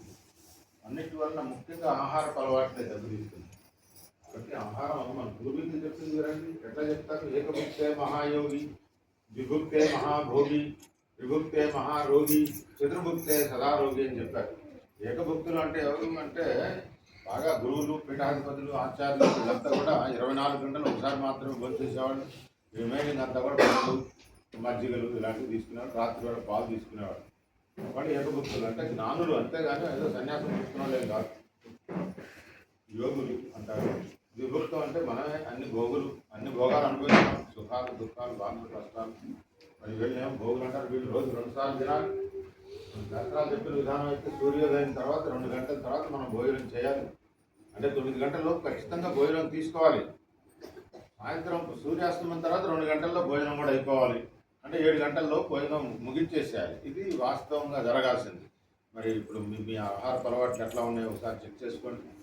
7 గంటల తర్వాత తినడానికి అవకాశమే లేదు, తినకూడదు. అది ఉదయం 9 గంటల్లో భోజనం చేయాలి. చాలా అవసరం శరీరానికి ఆహారం. లేకపోతే అన్నాశయంలో ఉన్న హైడ్రోక్లోరిక్ యాసిడ్ కలగకుండా ఉండదు. అది దెబ్బతీస్తుంది. ఎక్కడో అల్సర్ రావడానికో, పేగులు రావడానికో, లేకపోతే పేగు క్యాన్సర్ రావడానికి కూడా కారణాలు అవుతాయి. కాబట్టి పొద్దున్నే 9 గంటల్లో భోజనం చేయాలి. ఆ తర్వాత 7 గంటలు లెక్కించుకొని ఆ తర్వాత మళ్ళీ మీరు భోజనం చేయొచ్చు. 4:30 to 6:30, 7లో కాస్త కోస్తా షుగర్లు, బీపీలు ఉండేవాళ్ళు అయితే 6 గంటలకి తినేసేయాలి. భోజనం 6 గంటలకు తింటే వాళ్ళకి పెద్ద ఇబ్బందులు బయటపడిపోతారు. ఈ షుగర్ తోటి, బీపీలతోటి, హార్ట్ ప్రాబ్లమ్స్ తోటి అన్నిటికీ. మరి మనమేమో ఆలస్యంగా భోజనం చేయటం, తిన్న తర్వాత త్వరగా పడుకోవడం చేస్తున్నాం. పెద్ద ప్రమాదం. కాబట్టి భోజనం 2 సార్లే తినాలి. మరి 2 విధాలుగా చెప్పాను. సైన్స్ పరంగా చెప్పాను, సనాతన జీవన విధానంలో ఉన్న విషయం కూడా చెప్పాను. కాబట్టి రోజు 2 సార్లే భోజనం చేయండి. మిగతా వేళల్లో మీరు వండని పదార్థాలు తీసుకోండి. మధ్యాహ్నం ఏం తినద్దని చెప్పట్లా. మధ్యాహ్నం బాగా కిలోలు పళ్ళు తినండి, మజ్జిగ తీసుకోండి, డ్రై ఫ్రూట్స్ తినండి, వెజిటబుల్ సలాడ్, వెజిటబుల్ జ్యూస్ తీసుకోండి, కొబ్బరి నీళ్ళు తాగండి, చెరుకు రసం తీసుకోండి. ఇలాంటి ఎన్నో ఉన్నాయి వండని పదార్థాలు. ఇవన్నీ వాడుకోవచ్చు మధ్యలో. వండిన ఆహారం మాత్రం రోజుకి 2 సార్లే. అర్థమైందండి? ఇక ఆహారాన్ని తీసుకున్న విధానం కాస్త మార్చుకోవాలి. హైవరిగా తినకూడదు. చాలా ఫాస్ట్గా 5 నిమిషాల్లో తినేస్తున్నారు. అది పెద్ద ప్రమాదం. మీకు భోజనం చేసేటప్పుడు ఆహారం నవిలటం అలవాటు చేసుకోవాలి. ఈ నవిలే క్రమంలో జీర్ణ రసాలు కూడా కలిసి లోపలికి వెళ్తాయి. చల్లగా వెళ్తుంది, జీర్ణ రసం వెళ్ళదు. ఇప్పుడు అది లేకుండా డ్రైగా ఒక 5 నిమిషాల్లో మింగేస్తే ఎట్లా పోతుంది? మీరు ఎంతసేపు నవ్వలేదు. ఇంట్లో మీరు ఇవాళ ట్రై చేసి చూడండి. భోజనం తినేటప్పుడు కనీసం 20 సార్లన్నా నవిలితే కానీ అది లిక్విడ్గా మారదు, జీర్ణరసం కలవదు. మరి జీర్ణరసాలు లేకుండానే లోపల పంపించేస్తే మీకు ఇన్సులిన్ ఎక్కడ ఉంటుంది? దాంట్లో మీరు ఎంత నవ్వగలిగితే అంత ఇన్సులిన్ కూడా కలుస్తుంది నోట్లోనే. జీర్ణరసాలు ఎప్పుడైతే లిక్విడ్ ఫామ్లో లోపల పంపిస్తారో అంటే 30% ఆహారం నోట్లో జీర్ణం కావాలి. ఆ విధంగా నవలాలి. అలా కాకుండా హరిహరిగా తినేస్తే ఎట్లా కుదరదు. ఆహారాన్ని ఆస్వాదించాలి, రుచిని అనుభవించాలి, నిదానంగా తినాలి, చప్పరిస్తూ తినాలి. లాలాజలంతో కూడిన మిశ్రమం వెళ్ళాలి లోపలికి. ఎప్పుడైతే ఆ లాలాజలం లేకుండా డ్రైగా లోపల పెడుతుందో దాని నుంచి ఇన్సులిన్ టాబ్లెట్ అవసరం అవుతుంది కొద్ది రోజుల్లో. కాబట్టి నవలడం అలవాటు చేసుకోండి. బాగా నవ్వుతూ ఆస్వాదిస్తూ కనీసం ఒక ½ గంట కూర్చోవాలి కంచం దగ్గర.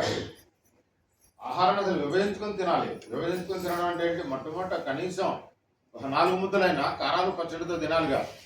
అంటే సొంటి పొడి, వాము పొడి, నువ్వుల పొడి, కరివేపాకు కారం, మునగాకు కారం, లేకపోతే రోటి పచ్చళ్ళు, నిల్వ పచ్చళ్ళు, ఈ విధంగా ఏదో పచ్చడి కారం పెట్టి అసలు భోజనం మొదలు పెట్టాలి. అప్పుడు కానీ రిమైన్ ఫుడ్ జీర్ణం కావడానికి కావాల్సిన ఎంజిన్ డెవలప్ చేయలేదు శరీరం. మరి పచ్చడి తినడం కూడా మానేశారు. పచ్చడి తింటే ఏదో చెప్తాడనమాట. దాంట్లో ఇది వస్తుంది, దీంట్లో బీపీ వస్తుంది. ఇవన్నీ వట్టి మాటలు. బాగా ఆవకాయ పచ్చడి పెట్టినప్పుడు కనీసం ఒక 3-4 గంటలు కొత్త ఆవకాయ తినాలిగా. అప్పుడు మీ సైనస్ ప్రాబ్లం పోతుంది, కాన్స్టిపేషన్ అనేది ఉండదు. మీరు పచ్చడి తినకపోతే కాన్స్టిపేషన్, సైనస్ ప్రాబ్లం ఎన్నో ఉంటాయి. కాబట్టి ఖచ్చితంగా ప్రతిరోజు ఇవాళ రిటర్న్గా ఇస్తారు. ఇవాళ వెళ్ళండి. మీరు చాలామందికి రిటర్న్గా కరివేపాకు 1 కిలో నెల చొప్పున తినాలి. మీరు లేకపోతే ఆవకాయ పచ్చడి తినాలి, లేకపోతే సొంటి పొడి తినాలి, ఇలా రిటర్న్గా ఇస్తారు ఇవాళ మీకు. అంత డెఫిషియన్సీ ఉండబట్టే ఇక్కడికి వచ్చారు. కాబట్టి కారాలు పచ్చళ్ళు ఖచ్చితంగా తినాలి. మొట్టమొదటి అసలు మేమైతే సార్ 1/4 తింటామండి. 1/4 కారాలు పచ్చళ్ళతో తింటాం. తినే ఆహారంలో 4వ వంతు ఖచ్చితంగా పచ్చళ్ళు కారాలు పెట్టి బాగా నెయ్యి పోసుకొని తింటాం. ఇక్కడ అసలు నెయ్యి తింటాం కూడా మానేశారు పాపం. అదేమంటే కొలెస్ట్రాల్ పెరుగుతుంది. ఎవరు చెప్తాడో అసలు మీకు? కొలెస్ట్రాల్ పెరగడం నెయ్యితో కొలెస్ట్రాల్ పెరగదు. కొలెస్ట్రాల్ పెరిగేది మీకు లివర్ డిజార్డర్, లివర్ ఫంక్షన్ దెబ్బతిన్నప్పుడు, విరోచనం సరిగ్గా కానప్పుడు కొలెస్ట్రాల్ పెరుగుతుంది. నెయ్యి తింటే కొలెస్ట్రాల్ పెరుగుతుంది, ఫ్యాట్ వస్తుంది, బరువు పెరుగుతారు. ఈ నాన్సెన్స్ అంతా వింటారు. మరి ఎక్కడ వింటారు కదా?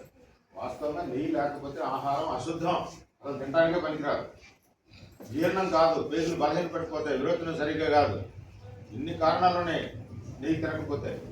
కాబట్టి నెయ్యి ఖచ్చితంగా వాడుకోవాలి. కారాలు పచ్చళ్ళు నెయ్యితో తినాలి. దాని తర్వాత కూరలు, ఆకుకూరలు, కాయగూరలు. మరి దాంట్లో కూడా ఇక్కడ చాలామంది కండిషన్స్ అనమాట. వంకాయ తింటేనేమో నొప్పులు పెరుగుతాయి, గోంగూర తింటే దూరం వస్తుంది, ములక్కాయ వేడి చేస్తుంది, దోసకాయ జలుబు చేస్తుంది. ఇలాంటి అన్ని రకరకాల మాటలు. ఓవరాల్గా ఏం చేస్తున్నారంటే ఒక జనరేషన్నే పాడు చేస్తున్నారు. మీకు వంకాయ తింటే ఏదో నొప్పి అని చెప్పి వంకాయలే కొనరు. మరి ఇంట్లో వాళ్ళ సంగతి రిమైనింగ్ ఏంటి? వారానికి 2 సార్లు వంకాయ తినేవాడికి ఐరన్ డెఫిషియన్సీ ఉండదు, కాల్షియం డెఫిషియన్సీ ఉండదు. మరి దోసకాయ అనేది విరోచనకాయ. అసలు బాగా కాన్స్టిపేషన్ 3 రోజులు విరోచనం కాలేదంటే ఒక పండు దోసకాయ పెట్టి చూడండి, రాత్రికి తెల్లారి పొద్దున పరిగెట్టేస్తారు. మరి అంతుంది దోసకాయలో. మరి అది కూడా కోరపడం సరిగ్గా. ఈ విధంగా పిల్లలకు కూడా అలవాటు చేయట్లేదు అన్ని రకాలు.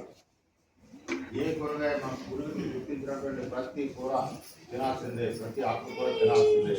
తినకపోతే చాలా అదే మీరు చెప్పింది మొట్టమొదటిలో చెప్పాం. సమతుల్య ఆహారం ఉండట్లా, బ్యాలెన్స్డ్ డైట్ తక్కువైంది అనమాట. ఏదో వాళ్ళకి ఇష్టమైందో ఏదో సాంబారును ఆమ్లెట్ అయిపోతే అయిపోయింది భోజనం.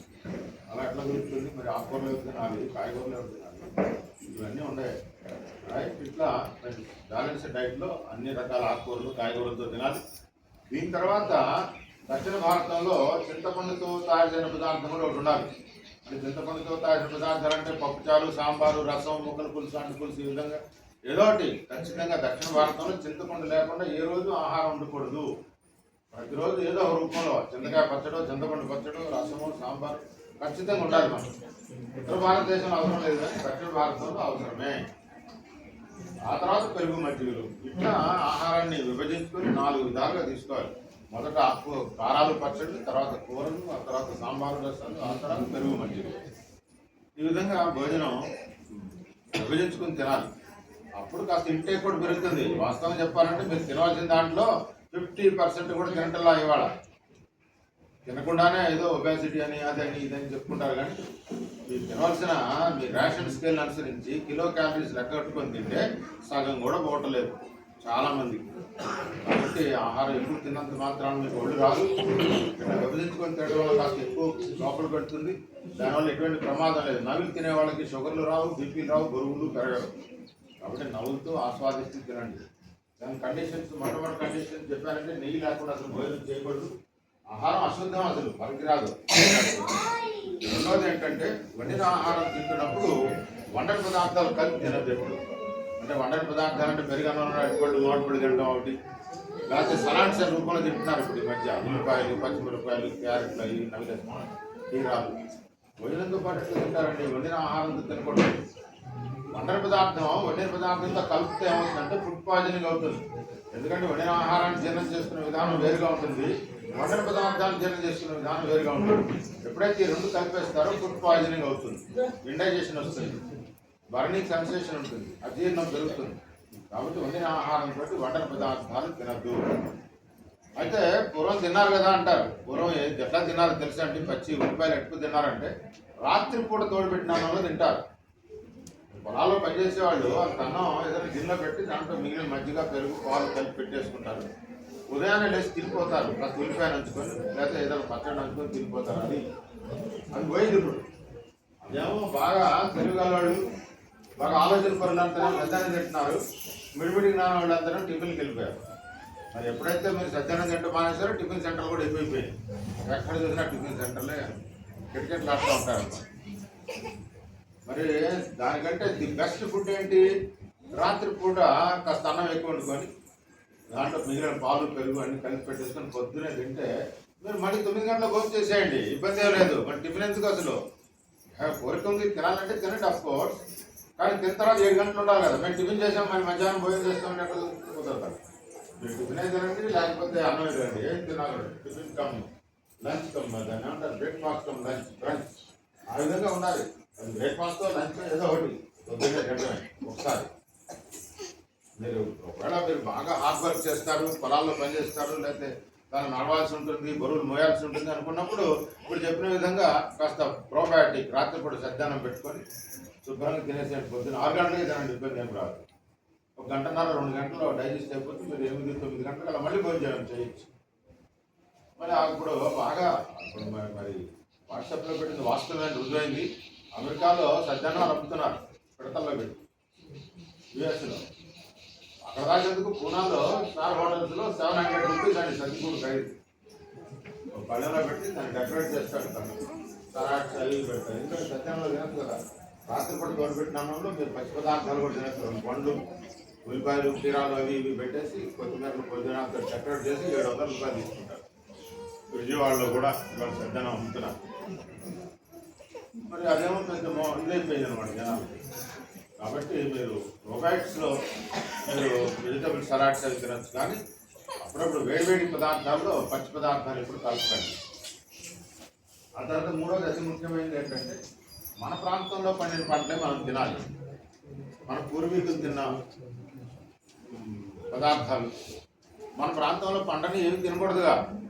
అంటే ఉదాహరణకి మన ప్రాంతంలో పండిన ధాన్యాలు ఏంటి అంటే రాగులు, సజ్జలు, జొన్నలు, వరిగలు, మొక్కజొన్న ఇవన్నీ పండించారు, బాగా తింటారు ఇక్కడ. మరి ఇప్పుడు అవన్నీ పక్కన పడేసి గోధుమ తెచ్చుకొని తింటున్నాం. గోధుమ మన ఆహారం ఎట్లవుతుంది? మన పూర్వీకులు తినలా, మన ప్రాంతంలో పండల, మనకు అసలు సూట్ కాదు అసలు గోధుమ. గోధుమ నుండి గ్లూటెన్ ప్యాంక్రియాస్ని డ్యామేజ్ చేస్తుంది, షట్ డౌన్ అయిపోతాయి. అసలు ఇన్సులిన్ రాదు. షుగర్ వచ్చింది అనగానే అన్నం మానేసి గోధుమ పిండి తినమని చెప్తాడు అప్పుడు. మరి దాంతో ఏమవుతుందంటే జీవితంలో షుగర్ తగ్గదు, లైఫ్ లాంగ్ బిడ్డలు వాడుకోవాల్సిందే ఈ గోధుమలు తినేవాడు. కాబట్టి షుగరు గోధుమలు తింటే తగ్గుతుంది అనుకుంటే నార్త్ ఇండియాలో అసలు షుగర్ ఏమి ఉండకూడదు. వాళ్ళు 10% కూడా తినరు, అంతా గోధుమే తింటారు. మరి వాళ్ళకి షుగర్లు ఎందుకు వస్తున్నాయి? మరి మనమేమో అన్నం మానేసి షుగర్, గోధుమ తింటే షుగర్ అట్లా కంట్రోల్ అవుతుంది. ఇది వాస్తవంగా అది ఎందుకు వాళ్ళకి యాక్సెప్ట్ చేస్తుంది అంటే సుమారుగా 7 తరాల నుంచి తింటున్నారు వాళ్ళు గోధుమలు, యాక్సెప్టెన్సీ ఉంటుంది. మనకి 4 తరాలు కాదు, 3 తరాలు కూడా లేదు మనకి గోధుమలు. ఇప్పుడిప్పుడే బాగా విపరీతంగా వాడుతున్నారు గోధుమ ఒకటి. ఇది అడ్వర్టైజ్మెంట్ అన్నమాట. పుల్కాలని, చపాతీలని, మైదా చేసిన నాన్లని అన్నీ కూడా చాలా ప్రమాదకరమైనవి. ఆహారంలో గోధుమ లేదు మనకు. ఎప్పుడన్నా అకేషన్గా నెలకోసారి 2 పుల్కాలు 2 పూరీలు తిన్నారంటే నో ప్రాబ్లం. గోధుమ పిండి కానీ, మైదా పిండి కానీ, బొంబాయి రవ్వ కానీ, గోధుమ రవ్వ కానీ మన ఆహారం కాదు, తినకూడదు. చెప్పాం కదా, ఏదైనా అకేషన్గా నెలకోసారి పెద్ద ప్రమాదం ఉంటుంది, కానీ రోజు తింటే మాత్రం పెద్ద ప్రమాదమే. రైట్. ఆ తర్వాత ఓట్స్ తినేవాడు కొంతమంది, అది ఎందుకో మనకు అసలు పనికి రాదు. ఓట్స్, గోధుమ ఏ ప్రాంతంలో ఏ పంటలు పండవో ఆ ప్రాంతీయులు ఆ పంటలు తినకూడదండి, ఇది రూల్. రైట్. చివరిగా మాంసాహారులు మాంసం తినడంలో దోషం ఏమి చెప్పరు ఇక్కడ. ఇప్పుడు పూర్వీకులు మాంసాహారం తింటున్నారంటే మీరు కూడా తినండి, ఇబ్బంది ఏం లేదు. కానీ ఉదయం పూట తీసుకోండి, రాత్రులు కాదు. ఏదో మంచిదిగా చూసుకొని ఉదయం పూట తింటమే. రాత్రులు అసలు చాలా మితాహారం, స్వల్పంగా ఈజీగా డైజెస్ట్ అయ్యే పదార్థాలే తీసుకోవాలి రాత్రి వేళల్లో. అది కూడా హాట్ ఫుడ్ తీసుకుంటే చాలా ఇబ్బంది లేదు. కాబట్టి రాత్రి పూట తొందరగా జీర్ణమయ్యే పదార్థాలు చూసుకొని తినాలి. అది కూడా 7 గంటల లోపే, లేట్ అవుతుందో తినకూడదు. ఇదండి ఆహారం తీసుకునే పద్ధతి. మధ్యాహ్నం పూట బాగా పండ్లు తినండి, సీజనల్ ఫ్రూట్స్. ఏ సీజన్లో వచ్చే పండ్లు ఆ సీజన్లో తినాలి ఖచ్చితంగా అందరూ కూడా. కాకపోతే డాక్టర్ గారు ఎవరికైనా నాడి చూసిన తర్వాత మీ శరీర లక్షణాలు మీకు తీపి పండ్లు పడవు అన్నప్పుడు వాళ్ళు మాత్రమే తినకూడదు. మిగతా వాళ్ళు అందరూ తినొచ్చు. నాకు షుగర్ ఉంది, నేను అరటిపండు తినకూడదు అంటే ఇక్కడ అట్లా ఏం చెప్పరు. మీరు అరటిపండు కూడా తినండి, కానీ ఎప్పుడు తినాలి? భోజనం తర్వాత ఒక 4 hours గ్యాప్ తోటి నిదానంగా తినాలి. ఒక 2 అరటిపండు తినాలంటే కూడా ఒక 6 నిమిషాలు టైం అన్న పట్టాలి, 5-6 minutes టైం పట్టాలి. చిన్న చిన్న ముక్కలు చేసుకొని చప్పరిస్తూ ద్రవంగా లోపల పంపినట్లయితే ఈ షుగర్ బాధ అనేది ఉండదు, పెరగడానికి అవకాశమే ఉండదు. అంటే షుగర్ ఉన్న వాళ్ళ భయాలతో మానేసారు కదా అరటిపండు తింటాం, మామిడిపండు సీజన్ అయిపోయింది అనుకోండి తీరే. ఇలాంటివన్నీ కూడా తినచ్చు శుభ్రంగా. ఇప్పుడున్న వాళ్ళు సీతాఫలం కూడా 10 నిమిషాలు టైం పెట్టుకొని నిదానంగా చప్పరిస్తూ తిన్నప్పుడు పెద్ద ఇబ్బంది రాదు. హడావిడిగా తినేస్తే మాత్రం ఇబ్బందులే అన్నీ. ఏది తిన్నా కూడా, అన్నం తిన్నా కూడా హడావిడిగా షుగర్ పెరుగుతుంది. నవిలి చప్పరిస్తూ నిదానంగా లాలాజలంతో కలిపి పంపినట్లయితే ఏ ప్రమాదం ఉండదు. ఆ విధంగా పండ్లు ఖచ్చితంగా ఏ సీజన్లో వచ్చే పండ్లు ఆ సీజన్లో తినడం వలన మీ పేగులు శుభ్రపడిపోతాయి. అంటే బాగా పండ్లు తింటే విరోచనం సాఫీగా అవుతుంది కదా. 2 అరటిపళ్ళు 3 అరటిపళ్ళు తింటామంటే విరోచనం భారీగా ఉంటుంది పొద్దున్నే. అదే రావడంతో అది ఆ విరోచన రూపంలో రావడమే పేగులు కూడా శుభ్రం చేస్తూ వస్తుంది. పపాయ తింటారంటే 1 అరకిలో పండు తినండి, 1 కిలో పండు తింటే శుభ్రం 300 గ్రాములు మళ్ళీ అది బయటకు వచ్చేది 300 పైన అదే వస్తుంది బయటకు. దాంట్లో కాస్త వస్తూ విటమిన్స్ ఏదో తీసుకొని రిమైనింగ్ మొత్తం కొట్టేస్తుంది. అది వస్తూ పేగులు కూడా శుభ్రం చేస్తూ బయటకు వస్తుంది. కాబట్టి ఆ విధంగా పేగులు బాగా శుభ్రపడడానికి పళ్ళు ఉపయోగించుకోవచ్చు. నెయ్యి బాగా తినడం వలన పేగులు బలంగా తయారవుతాయి. పండ్లు బాగా తినడం వలన పేగులు శుభ్రం అయిపోతాయి. ఈ 2 రెగ్యులర్గా ఉండాల్సిందే. సాయంత్రం భోజనం ఖచ్చితంగా 6:30లో చేసేయండి. 7 గంటలు అనేది ఇక లాస్ట్. ఆ తర్వాత తిని పడుకునే వాళ్ళలో ఏం వస్తుందంటే ఒబేసిటీ, అధిక బరువు పెరిగిపోతారు. ఆలస్యంగా దీన్ని తొందర పడుకునే వాళ్ళలో అధిక బరువు ఉంటారు, గురక వస్తుంది. తర్వాత ఇక రాంతంటూ ఏం లేదు. కొలెస్ట్రాల్ కానీ, షుగర్లు కానీ, బీపీలు కానీ అన్నీ వచ్చేసి ఆలస్యంగా దీన్ని తొందర పడుకునే వాళ్ళు కనపడతాయి. అంటే వరల్డ్ హెల్త్ ఆర్గనైజేషన్ ఇచ్చిన రిపోర్ట్ల ఆధారంగా అయితే సుమారుగా ఇవాళ 67% గుండె జబ్బుల వాళ్ళు ఎవరు అంటే ఆలస్యంగా దీన్ని తొందర పడుకునేవాళ్ళు. కాబట్టి మీరు ఆలస్యంగా భోజనం చేయకూడదు, తొందరగా తినేసేయాలి. 7 గంటల లోపే భోజనం. ఇక కుదరలేదు అంటే అదృష్టం అనుకోవడమే. ఇవాళ భోజనం చేయటం కుదరలేదు అంటే అదృష్టం. అది పొద్దునే శరీరం బాగా యాక్టివ్గా ఉంటుంది. రాత్రిపూట పండ్లు పాలు తీసుకొని పడుకుంటే ఫ్రూట్ డైట్ చేయగలిగితే ఉదయం చాలా యాక్టివ్గా ఉంటుంది శరీరం. వారానికి నెలకు ఏదో ఒక చెప్పారు కదా మనకి ఒక 20 రోజులన్నా ఏదో ఏకాదశులు అవి కలుపుకొని 21 రోజన్నా మీరు ఫాస్టింగ్ అంటే చెప్పింది మరొకసారి చెప్తున్నాను. వండిన ఆహారం తినకుండా ఉండటమే ఫాస్టింగ్. వండని పదార్థాలు ఏమైనా తీసుకోండి, ఇంక్లూడింగ్ పాలు, పెరుగు, మజ్జిగ, పండ్లు, పండ్ల రసాలు, vegetable juice, salads, dry fruits ఇవన్నీ కూడా వండనే శుభ్రంగా తినేసేయండి. ఒక పూటన్నా విరామం ఇవ్వండి అప్పుడప్పుడు. కనీసం రోజంతా ఉండలేకపోయినా ఒక పూట అన్నా మీరు ఆ విధంగా శరీరానికి రెస్ట్ ఇవ్వడం చాలా అవసరం. అది కూడా శరీరం బాగా యాక్టివ్గా వస్తుంది. ఎప్పుడైనా కుదరలేదు అనుకోండి తింటాం ఇవాళ, అది ఒక అదృష్టం అనుకొని ఇలా పండ్లతో గడిపేయడం. రైట్ సార్, ఇది మీరు పాటించవలసిన నియమాలని చెప్పాను. నేను చివరిగా పాలు తాగాలి అంటే రాత్రిపూటే తాగమని చెప్పానండి. నేను కాదు, డాక్టర్ గారు చెప్పిన విషయం అది. రాత్రిపూటే పాలు తాగాలి. అది పాలల్లో పంచదార అసలు వాడకూడదు, పాలల్లో బెల్లమే వాడుకోవాలి. ఆ తర్వాత పాలు మరిగించేటప్పుడు కాస్త యాలకుపొడి, మిరియాల పొడి వేసి కాయాలి పాలు. ఆ మరిగిన పాలల్లో బెల్లం గ్లాసులు వేసుకొని పాలు వస్తూ తాగడం, అంతేగాని బెల్లం పాలలో వేసి ఉడికించుకోవడం. రైట్ సార్, ఇవి మీరు పాటించాల్సింది. రాత్రిపూట ఖచ్చితంగా నిద్రపోయే ముందు ఒక కప్పు వేడిగా, బాగా వేడిగా, టీ కాఫీ తాగినంత వేడిగా నీళ్ళు తీసుకోవాలి, లేకపోతే పాలన్న తీసుకోవాలి. 2 తీసుకున్న పెద్ద ప్రమాదం ఏం కాదు. మరి పెద్దవాళ్ళు మళ్ళీ బాత్రూమ్కి వెళ్ళాలి, అటు ఇటు ఇబ్బందులు వస్తాయి కాబట్టి 2 ఒకటన్నా తీసుకోమని చెప్తాం. 2 తీసుకున్నా పెద్ద ఇబ్బంది ఏం లేదు. పాలు తర్వాత నీళ్లు. ఆ విధంగా చివరికి వేడి నీళ్ళతోటి గ్యాస్ ప్రాబ్లం అనేది లేకుండా మీకు హార్ట్ అటాక్ రాకుండా కాపాడేస్తుంది రాత్రిపూట చివరిలో తీసుకున్న వేడి నీళ్ళు. రైట్ సార్, ఇవి మీరు పాటించాల్సింది. ఇంకా ఏమైనా శ్రద్ధ పెట్టాలి అంటే ఇంకా కొన్ని విషయాలు. వాటిలో మొట్టమొదటిది ఏంటంటే మీ ఇంట్లో వంట పాత్రలు ఎక్కువగా అల్యూమినియం పాత్ర వాడుతున్నారు కొంతమంది. అవి తీసేసి పక్కన పడేయటమే, పగలగొట్టేయటమే, ఎవరికి ఇవ్వకూడదు కూడా.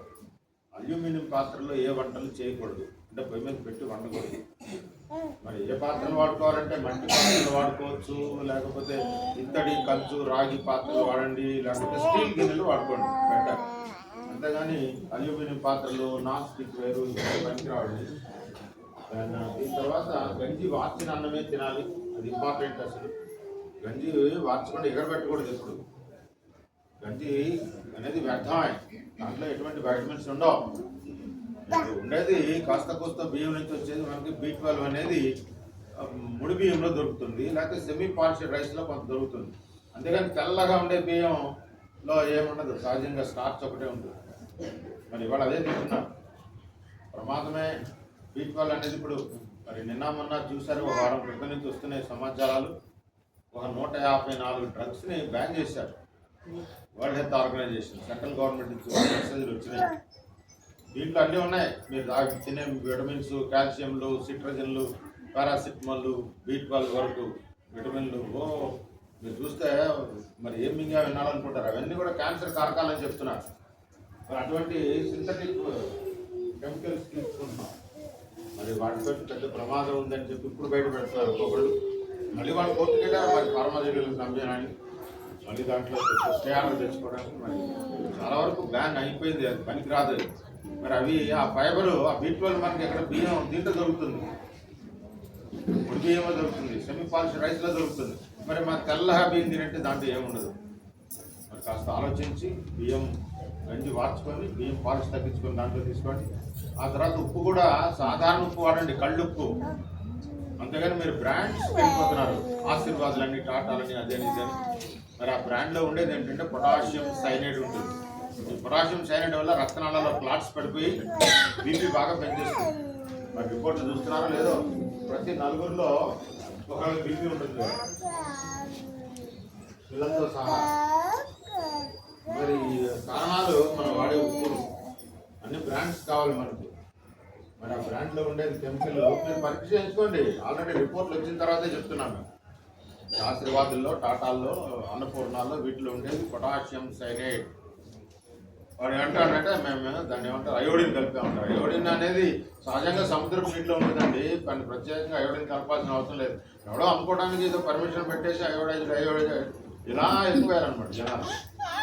మళ్ళీ అదేమో పౌడర్ లాగా ఉంటుంది, ఆడవాళ్ళకి డస్ట్ లాగా అతుక్కొచ్చేది.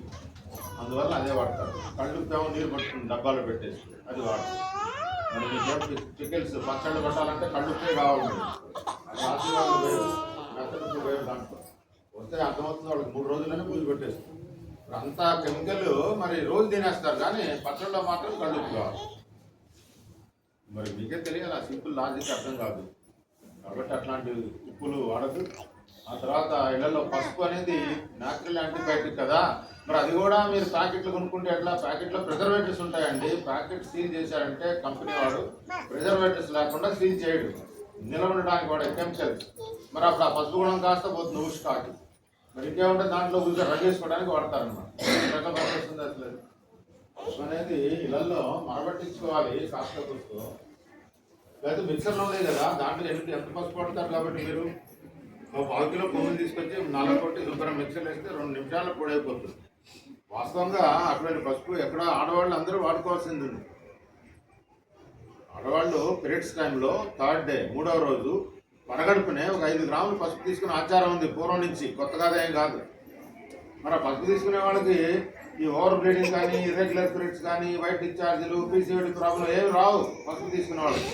మరి వాళ్ళే ఇక్కడికి వస్తుంది మా దగ్గరికి ఎక్కువ. సిస్టులని, వైట్ డిశ్చార్జ్లని, వాసనలని ఇట్లా వచ్చే వాళ్ళలో ఎక్కువ శాతం మంది ఉంటారు. వాళ్ళకి ఒకే ఒక ఔషధం ఏంటంటే పసుపు. ఒక 5 గ్రాముల పసుపు నీళ్ళలో కలుపుకొని పీరియడ్స్ టైంలో 3rd డే తీసుకుంటే ఈ రోగాలు ఏమీ ఉండవు. వాడికి పరిష్కారం అది ఒకటే. మరి అది కూడా ఎంతో తయారు చేసుకుని పసుపు ఉండాలి. మా దాంట్లో కొన్ని ప్యాకెట్లు మంచిగా మరపట్టించుకోండి. మరలు పట్టించినప్పుడు ఆ మరలో అన్నీ వేస్తారు కాబట్టి ఔషధంలాగా వాడుకోవాలి. కాబట్టి ఇంట్లో 4 కొమ్ములు వేస్తే సరిపోతుంది. ఎంత 5 గ్రామ్స్ అని చెప్పాను చాలు. మీకు రిటర్న్గా ఇస్తారు ఆడవాళ్ళకి, ఒకసారి చదవండి, మీ పేపర్లో ఉంటుంది అది విషయం. రైట్. దీని తర్వాత ఇక నూనెల గురించి చెప్పాలి చివరిగా. నూనెలు అంటే ఇవాళ ఇంకా విషయం బాగా తినేది ఏంటంటే నూనెల రూపంలో చాలా విషయాలు వెళ్తున్నాయి లోపలికి. ప్యాకెట్ నూనె వాడతారు, అదేదో ఫ్రెష్ ప్యూర్ అని.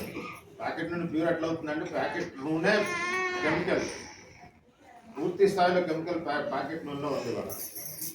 అంటే వాడు 150 కూడా ఇస్తున్నాడు నూనె. మంచి మనం మెచ్చుకునే బ్రాండ్, కర్నూలు బ్రాండ్ వేరుశనగ నూనె ఖరీదు ఎంతంటే 160 రూపాయలు. మీరు గానుగ దగ్గరికి వెళ్ళి చూడండి ఎంత ఖరీదు ఉంటుందో. గానుగలో వేరుశనగ నూనె తీస్తే సుమారుగా 350 రూపాయలు ఖర్చు అవుతుంది. 1 కిలో వేరుశనగ నూనె తీయడానికి. కిలో వేరుశనగ నూనె తీయడానికి అయ్యే ఖర్చు 350 రూపాయలు. లేకపోతే సన్ఫ్లవర్ నూనె తీయాలంటే 450 రూపాయలు పైన ఖర్చు అవుతుంది. సన్ఫ్లవర్ నూనె కిలో నూనె తీయడానికి కోల్డ్ ప్రెస్ ఆయిల్లో 450 రూపాయలు పైన అవుతుంది. పైన, తక్కువ కాదు. మరి అదేమో వాడు 130 రూపాయలకి ఇస్తాడు ప్యాకెట్ కట్టేసి. స్పెషల్ ఫ్రీడమ్ 130 రూపాయలు. మరి అది తింటుంది మనం. అది 450 రూపాయలు ఎక్కడ, 130 రూపాయలు ఎక్కడ. వేరుశనగ నూనె చక్క గానుగలో ఎద్దుల గానుగలో తీసిన గానుగలో నూనె 520 రూపాయలు ఇవాళ కిలో. మరి అదేమో 100 రూపాయలు కూడా లైన్ బ్రాండ్ వేరుశనగ నూనె దొరుకుతుంది. ఆ నూనె తింటే ఏమవుతుందో కాస్త ఆలోచించండి. అది నూనె ఎట్లా అవుతుంది, దాంట్లో ఏముంటుంది అనే ఆలోచన లేదు. అందరు ప్యాకెట్లు రకరకాల అడ్వర్టైజ్మెంట్లు చూసి ఆ ప్యాకెట్ నూనె తినే వాళ్ళకి చాలా ప్రమాదం ఎక్కువ. చాలా రోగాలు దాంట్లో వస్తే గత 30 ఏళ్ళ నుంచి ప్యాకెట్ నూనె తిని శరీరం అంతా గుల్ల అయిపోయింది. ఏదో మాత్రలు వేసుకొని జీవిస్తున్నారు అంతే, జీవోత్సవాల దాకా అంటారు డాక్టర్లు. మరి అట్లా కాదండి, గానుగుల దగ్గరికి వెళ్ళండి, గానుగుల నూనె తీసుకోండి, కాస్త పసుపు ఉప్పులు జాగ్రత్త వాడుకోండి, చాలా వరకు బెటర్. మనం ప్రధానికి ట్యాబ్లెట్ మీద ఆధారపడటం మంచిది కాదు. ఆ తర్వాత ఇప్పుడు కూడా ఏదైనా మందులు వాడుతూ ఇక్కడికి వచ్చి ఉంటారు కొంతమంది, వాళ్ళకి విన్నపోయి ఏంటంటే సడన్గా ఆపద్దు. మీరు శరీరాన్ని బాగా అలవాటు చేశారు కాబట్టి కొద్ది రోజులు ఈ మందులు అవి ఇవి అనుసంధానంగా 2 కలిపి వాడుకోండి. 20 రోజుల పాటు గ్రాడ్యువల్గా తగ్గించేసేయండి. 20 రోజుల్లోనే 50% తగ్గించుకోవచ్చు. 40-50 రోజుల్లో తీసి అవసరపడేయచ్చు మీరు వాడే మందులు ఏమైనా కూడా, మీకు ఇష్టమైతే. అవసరం లేదని చెప్తున్నాం, అవసరమే ఉండదు వాటితో. సపోర్టివ్ మెడిసిన్స్ అసలు వాడకూడదండి, ఏ సపోర్టివ్ మెడిసిన్ వాడకూడదు. ఇప్పుడేమో ఎక్కువ మంది ఎకోస్ప్రిన్ ఆస్పిరిన్ వాడేస్తున్నారు ఏదో సులభంగా. మరి దాని అర్థం తెలుసా? ఎకోస్ప్రిన్ ఆస్పిరిన్ దేనికి వాడతారు? Blood thinner. అది రక్తాన్ని పూర్తిగా పలచబరిచేస్తుంది, ఇంటర్నల్ బ్లీడింగ్ అయిపోయి ఒక రోజుకి పూర్తి ఖాళీ అయిపోతుంది. శరీరంలో రక్తం లేకుండా పోయిన వాళ్ళు చాలా మంది చూశాను ఇక్కడ. మరి కారణాలు ఏంటంటే వాళ్ళు వాడేటటువంటి ఎకోస్ప్రిన్ ఆస్పిరిన్ లాంటి బ్లడ్ థిన్నర్స్ వాళ్ళు ఎవరు వాడుకోవాలంటే ఖచ్చితంగా వాళ్ళు ఎవరైనా బైపాస్ సర్జరీ వాళ్ళు ఎవరైనా ఉంటే వాడుకోవాలి, లేకపోతే స్టంట్లు వేశారంటే కొద్ది రోజులు వాడాల్సి వస్తుంది. మరి ఇప్పుడేమో అందరూ అదే వాడుతున్నారు. కాస్త బీపీ పెరిగిందంటే డాక్టర్ రాసిస్తున్నారు. వాళ్ళకంటే మందుల్లో దాన్ని ఏమంటారు, మార్జిన్ కమిషన్, దానికోసం మీకు ఒక లిస్ట్ రాసిస్తాడు. మీరు కూడా ఒప్పుకోరు కదా, ఏదైనా ఒక ముందు రాసిచ్చి వెళ్ళమంటే అబ్బా ఇంతసేపు ఉండి ఇంత గంటలు వెయిట్ చేసి ఒక ముందు మనకి తృప్తిగా ఉండదు. అందుకని మీ తృప్తి కోసం ఒక లిస్ట్ రాసిస్తాడు, అప్పుడు బాగుంటుంది. కాబట్టి అలా లిస్టులు పనికిరాండి. మీ శరీరానికి ఏది అవసరమో అది తీసుకోండి. సపోర్టివ్ మెడిసిన్స్ ఏది వాడకూడదు, మల్టీ విటమిన్ కానీ స్టెరాయిడ్స్ కానీ ఇలాంటివి వాడద్దు. ఆ తర్వాత మీ ఇష్టం. రైట్ సార్, నేను చెప్పాల్సిందని చెప్పాను. ఆ తర్వాత చివరిగా ఎవరైనా ఇక్కడ స్లీపింగ్ పిల్స్ వాడేవాళ్ళు ఎవరైనా ఉంటే డాక్టర్ గారికి ముందే చెప్పాలి, లేకపోతే మీ రోగ నిర్ధారణ పల్స్ రీడింగ్ సరిగ్గా రాదు. ఎవరైతే స్లీపింగ్ పిల్స్ వాడుతున్నారో లేకపోతే ఇన్హేలర్స్ వాడుతున్నారో వాళ్ళు మాత్రం ముందే తెలియజేయాలి డాక్టర్ గారికి. వాళ్ళకి వేరే విధంగా నాడి చూస్తారు, లేకపోతే అసలు తెలియదని కాదు, వాళ్ళకి వేరే విధంగా చూడాల్సిన అవసరం ఉంటుంది. స్లీపింగ్ పిల్స్ కానీ ఇన్హేలర్స్ వాడేవాళ్ళు కానీ. దాన్ ఆ తర్వాత చివరిగా మా ట్రస్ట్ చేసే సేవా కార్యక్రమాల నిమిత్తం మీ దగ్గర నుంచి ఏదైనా డొనేషన్స్ ఆశిస్తాం. డొనేషన్స్ అంటే విరాళం, లేకపోతే దానం అనుకోండి. అంటే ఈ దాన ధర్మాలు దేనికి చేస్తారంటే ముఖ్యంగా గోశాలకి. గోశాల అంటే ఇక్కడ కాదండి, ఇక్కడ షిఫ్ట్ చేసాం నెల్లూరు మాది ఇప్పుడు మెయిన్ బ్రాంచ్. మరి నెల్లూరులో సుమారుగా ఒక గోశాలలో 450 వరకు ఆవులు ఉన్నాయి, దూడలు మరో ఎన్ని కలుపుకుంటే ఇంకా ఎక్కువ. దీనికి బడ్జెట్ సుమారుగా 14 లక్షల పైన. ఆ తర్వాత న్యాచురల్ ఫార్మింగ్, ప్లాంటేషన్స్ అన్నీ కూడా మెడిసినల్ ప్లాంట్స్ అని పెంచుతున్నాం. ఇంకా ముందు అక్కడ పర్మిషన్లు ఉన్నాయి మాకు మందులు తయారు చేయడానికి. ఆ యూనిట్స్ కూడా చేస్తున్నారు, అసెంబ్లీ చేస్తున్నారు. మరి అక్కడ మందులు తయారైతే ఇప్పుడు మీరు మార్కెట్లో కొనే మందుల్లో 50% విలువ తగ్గుతుంది. అంటే ఏదైనా అర్జునరీ స్టార్ 200 రూపాయలు అమ్మేది మేము 100 రూపాయలకి ఇవ్వగలుగుతాం, అంటే క్వాలిటీగా మళ్ళీ. మరి ఆ విధంగా వర్క్ జరుగుతూ ఉంది. ప్లాంట్స్ కూడా పెరిగిపోయినాయి, సుమారుగా 6 అడుగుల దాకా పెరిగిపోయినాయి. 2 సంవత్సరాల నుంచి పడుతున్నాం. అంటే నేలను మార్చడానికి ముందు ఇదంతా డ్రై ల్యాండ్, పనికిరాని నేలని ఇప్పుడు బాగు చేస్తాం. అంటే ఆవు మూత్రం, ఆవు పేడతోటి శుద్ధి చేసి శుభ్రంగా ఆ విధంగా తయారు చేసాం. 250 ఎకరాల్లో ఆ విధంగా పని జరుగుతున్నాయి. మరి ఇవన్నీ కార్యక్రమాలన్నీ కూడా ప్రజాహితం కోసం చేసేదో మా జేబులో డబ్బులు వేసుకోవడానికి కాదు. అందరూ కూడా ఎక్కువ మంది వాలంటీర్సే ఉన్నారు, వాలంటీర్గా వచ్చి పనిచేసిపోతూ ఉంటారు. ట్రస్ట్ మెంబర్లు కూడా పనిచేస్తారు. ఆ తర్వాత ఓవరాల్గా అంతా కూడా మీరు ఇచ్చే దాన ధర్మాలన్నీ కూడా గోశాలకి, మెడిసినల్ ప్లాంటేషన్ కానీ వ్యవసాయానికి కానీ వాడుతున్నాం. స్కూల్ కూడా, వృద్ధాశ్రమం కూడా కట్టబోతున్నారు. మరి నెల్లూరులో కూడా ఓపీలు మొదలైనవి. ప్రస్తుతానికి శుక్రవారం నెల్లూరులో కూడా చూస్తున్నారు.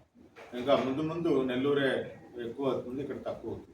కాకపోతే ఇక్కడ ఆ గోడ వరకు ఈ ఏరియా మొత్తంలో న్యాచురోపతి హాస్పిటల్, మెడికల్ కాలేజ్ కూడా ఒకటి ఓపెన్ అవబోతుంది. ఇక్కడ ఇన్నాళ్ళు లీజుకు ఉంది ఇది, ఇప్పుడేమో అది ట్రస్ట్కి ట్రాన్స్ఫర్ అవుతుంది. అప్పుడు ఇక్కడ naturopathy plus Ayurveda hospital come medical college కూడా ఇక్కడే ఏర్పడుతుంది. వారానికి 2-3 రోజులు తప్పక ఉంటుంది ఇక్కడ. మిగతా 3 రోజులు నెల్లూరులో ఉంటుంది. ప్రస్తుతం ఒక రోజే చేస్తున్నారు, శుక్రవారం జరుపుతున్నాం. మరి ఈ కార్యక్రమానికి మీ వంతుగా ఏమైనా సహాయపడాలంటే డొనేషన్ రూపంలో ఇవ్వండి అని కోరుకుంటున్నాం. డొనేషన్స్తోనే నడుస్తుంది వచ్చేటట్టు. మన ఎవరో కామెంట్ చేస్తున్నారు, మరి డాక్టర్ గారు వాడే 1,50,00,000 కారు వాడుతున్నారు, మరి మీ డొనేషన్స్ తోటే వాడతారు అనుకుంటారు కొంతమంది. వాస్తవంగా ఆ కారు కూడా మీలాంటి వాళ్ళు ఇచ్చిన గిఫ్టే. అది డాక్టర్ గారికి ఒక గిఫ్ట్ ఇస్తూ ఉంటారు, ప్రతి 3 సంవత్సరాలకు ఒక కారు వస్తుంది. మరి ఆ గిఫ్ట్తో వచ్చిన కార్లనే వాడతారు డాక్టర్ గారు. కొంత తర్వాత మళ్ళీ వాళ్ళు తీసేసుకొని వేరే కారు ఇస్తుంటారు. విశ్వ సముద్ర అని చెప్పేసి మీరు వినే ఉంటారు, వాళ్ళు ఇస్తుంటారు. ఇలా ప్రతిదీ కూడా మీరు కూర్చున్న కుర్చీ దగ్గర నుంచి ఏసీ వరకు ప్రతిదీ డొనేషన్స్తో వచ్చినవే. కాబట్టి మీ వంతుగా మీరు ఎంత సహాయం చేయాలంటే అది చేయొచ్చు. డబ్బులు లేకపోతే అసలు వైద్యం జరగదంటే అదేం లేదండి. డబ్బులు లేక విద్య, వైద్యం, ఆహారం అమ్మబడదు. నెల్లూరులో అయితే 1000 మందికి మేము భోజనం ఇస్తున్నాం. ఇక్కడ కుదరట్లేదు. ఇక్కడ 400 మంది వస్తారు రోజుకి. మరి చిన్న డైనింగ్ హాల్లో ప్లేట్లతో గొడవ. కొద్ది రోజు చూసాం, కుదరకపోతే టిఫిన్ మజ్జిగ ఇస్తున్నాం. నెల్లూరులో మాత్రం ఫుల్. వాళ్ళకి వచ్చిన వాళ్ళకి 2 టైమ్స్ భోజనం కానీ, వాళ్ళ డ్రైవర్స్ కానీ, వాళ్ళతో వచ్చిన అటెండెంట్స్ కానీ అందరికీ భోజన సదుపాయం నెల్లూరులో ఉంది, ఇక్కడ లేదు. ఇక్కడ టిఫిన్ మజ్జిగ ఇంతవరకు ఇస్తున్నాం. కూరగాయలు కూడా అక్కడ పండిన కూరగాయలు కూడా అమ్మాము మొన్నటి వరకు. ఇప్పుడు కొంచెం నిదానించింది. కొద్ది రోజులు మళ్ళీ కూరగాయలు కూడా ఇక్కడ మార్కెట్ పెడతాం. ఇక్కడ న్యాచురల్ ఫార్మింగ్ తోటి జరుగుతుంది, కూరగాయలు వస్తున్నాయి ఇక్కడ. తర్వాత ఇక తాళపత్ర గ్రంథాలు ఒకటి డిజిటలైజేషన్ చేస్తున్నాం. దేశవ్యాప్తంగా ఉన్న తాళపత్ర గ్రంథాలన్నీ తిరుమల తిరుపతి దేవస్థానంలో మాకు ఒక ఆఫీస్ ఇచ్చారు. వేదిక్ యూనివర్సిటీ మేము కలిసి చేస్తున్నాం. సాలరీస్ మాత్రం ట్రస్ట్ నుంచి ఇస్తున్నాం. అంటే ముందు అసలు స్టేట్ వరకు అనుకున్నాం, తమిళనాడు, ఆంధ్రాలో ఎక్కువ ఉన్నాయని. ఇప్పుడు సెంట్రల్ గవర్నమెంట్ నుంచి కూడా ఈ చీఫ్ జస్టిస్ చంద్రచూడ్ గారు వచ్చిన తర్వాత ఆయన రికమెండేషన్ తోటి మొత్తం దేశవ్యాప్తంగా ఉన్నాయన్నీ కూడా ఇక్కడికే వస్తున్నాయి. అది కూడా చేస్తున్నాం. ఇది కూడా జనాలకు అర్థమయ్యే విధంగా. ఇన్నాళ్ళు తాళపత్ర గ్రంథాలు చూసి ఉండరు చాలామంది. ఇప్పుడు హాయిగా చూడొచ్చు, నెట్లో పెట్టేస్తున్నాం. వివరణ కూడా ఉంటుంది. అంటే అది గ్రాంధికం నుంచి తెలుగులోకి, ఇంగ్లీష్లోకి, హిందీలో కూడా మారుస్తున్నాం. మరి ఈ కార్యక్రమం కూడా చేస్తున్నాం ట్రస్ట్ ద్వారా. మీ వంతుగా ఏమన్నా సహాయం చేయాలని చేయండి. అసలు మందులు కొనుక్కోవడానికి కూడా మా దగ్గర డబ్బులు లేవు అనుకున్న వాళ్ళు కిరణ్ గారిని ఉన్నారు లోపల, ఆయన ఇనిషియల్ చేస్తారు, వాళ్ళకి ఫ్రీగా మందులు కూడా ఇస్తారు. Right sir. మీరు పేరు చదువుతాను, వాళ్ళు వెళ్ళి ముందు కూర్చోండి, వాళ్ళు చూస్తారు. మిగతా వాళ్ళు టిఫిన్ తినచ్చు.